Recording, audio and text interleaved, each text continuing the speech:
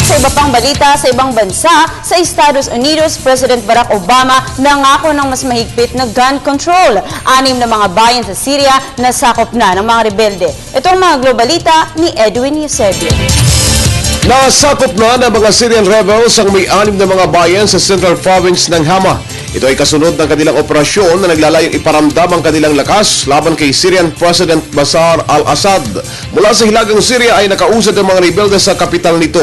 Sinabayan ng mga Syrian rebels ang paglulunsad naman ng United Nations ng pinakamalaking short-term humanitarian operations. Naglaan ng UN ng $1.5 milyong. Ito'y para makatulong sa milyong bilang ng mga Syrians na silang nagdurusang ipagyera ng kanilang pamahalaan. Sa ulat ng Syrian Observatory for Human Rights, pinaulan na ng bomba ng pwersa ni al-Assad ang ilang mga bayan sa Hama na nasakop ng mga rebelde.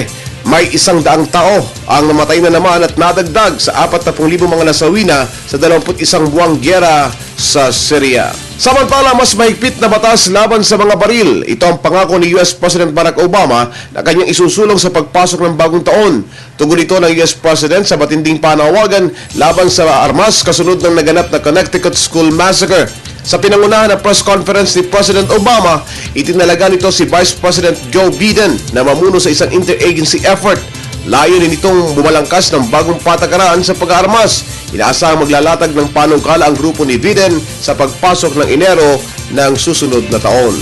Para sa Telebisyon ng Bayan, Edwin Eusebio.